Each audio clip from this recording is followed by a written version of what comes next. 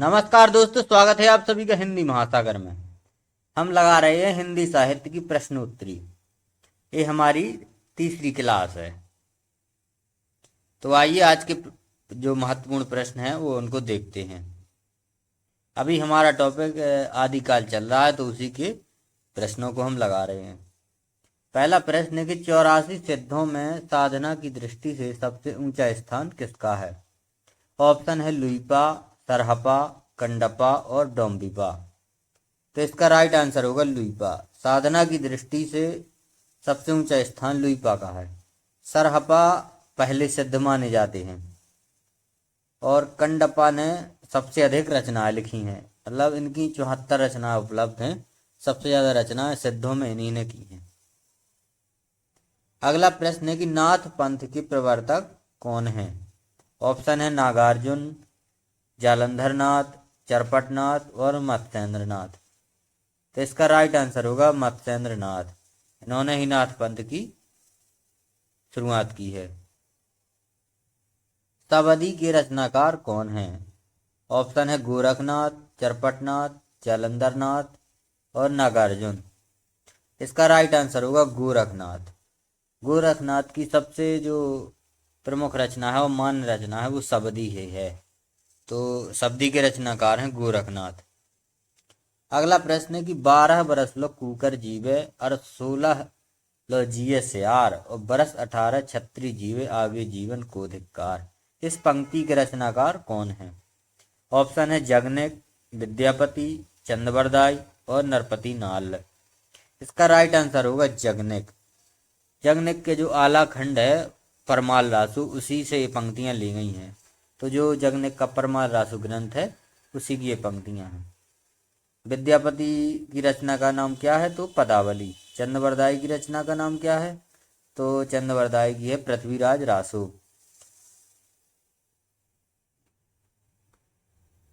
अगला प्रश्न है हिंदी में प्रथम चंपू काव्य रचना कौन सी है? ऑप्शन है रावलबेल, चंदनवाला रास, बीसलदेव रासो और खुमार रासो। इसका राइट आंसर होगा रावलबेल। ये प्रथम चंपू काव्य है। और ऑप्शन देख लेते कि बीसलदेव रासो किसकी रचना है? तो नरपति नाल की। और खुमार रासो है दलपति विजय की।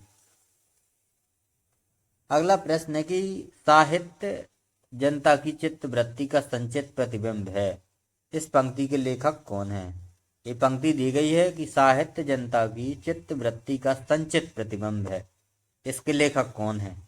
आपके ऑप्शन है महावीर प्रसाद द्विवेदी, बाबू गुलाब राय, रामचंद्र शुक्ल और प्रेमचंद्र।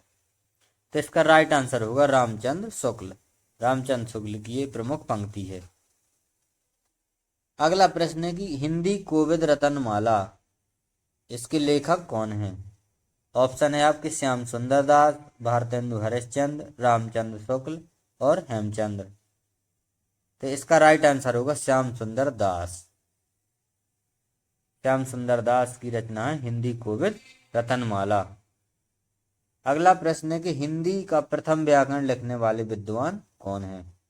आपके ऑप्शन है Kishoridas Vajpeyi, Joshua Ketler, George Grierson और कामता प्रसाद गुरु। इसका राइट आंसर होगा जोशुआ केटलर। ये हिंदी के प्रथम व्याकरण लिखने वाले विद्वान हैं। अगला प्रश्न है कि हिंदी साहित्य का दूसरा इतिहास ग्रंथ के लेखक कौन हैं?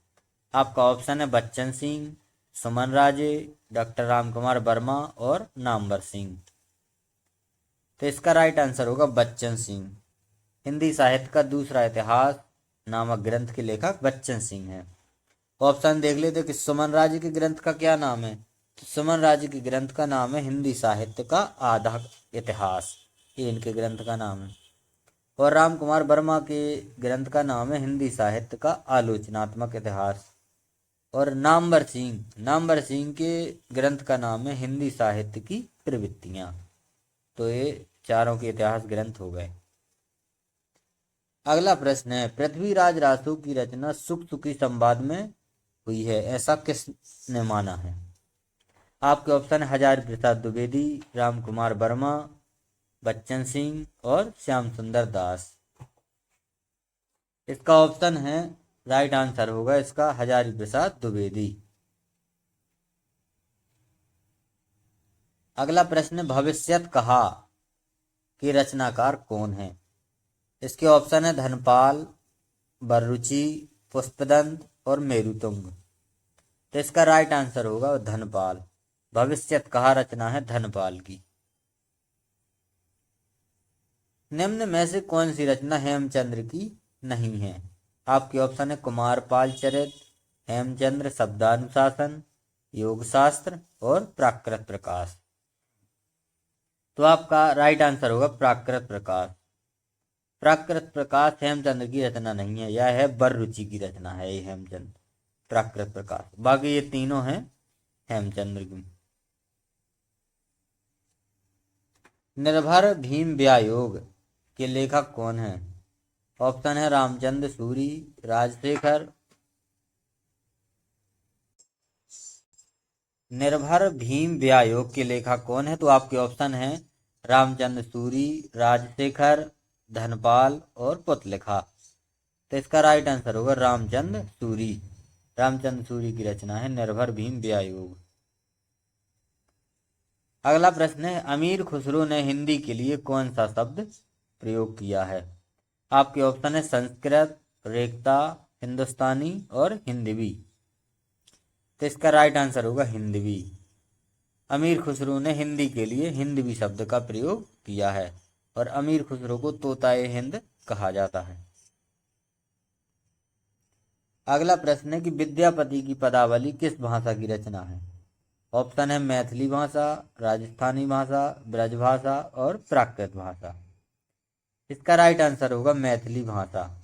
विद्यापति की जो पदावली है वो मैथिली भाषा में लिखी गई है, इसी कारण विद्यापति को मैथिल कोकिल कहा जाता है। अगला प्रश्न कि पम चरियु में किसका वर्णन है? ऑप्शन है राम, शिव, भरत, सीता। इसका राइट आंसर होगा राम।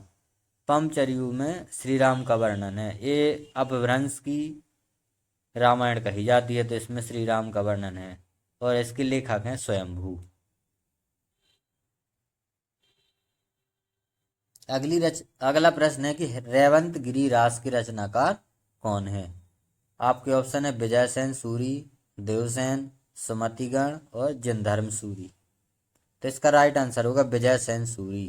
रेवंत गिरिरास विजय सेन सूरी की रचना है और देवसेन की रचना है श्रावकाचार, जो कि हिंदी की प्रथम रचना मानी जाती है।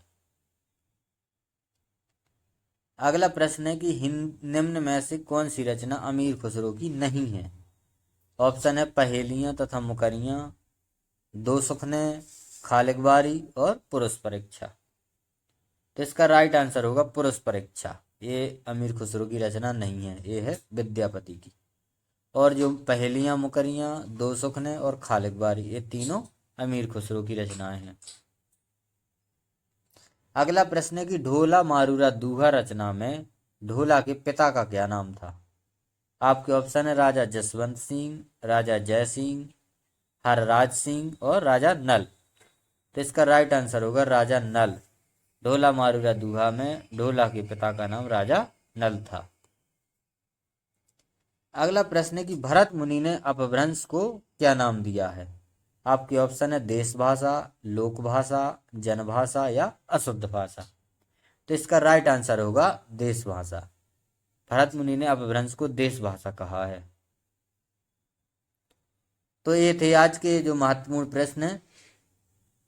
मिलेंगे अगले वीडियो में। यदि वीडियो पसंद आया है तो लाइक करें, कमेंट करें और चैनल पर नए हैं तो सब्सक्राइब जरूर करें। धन्यवाद।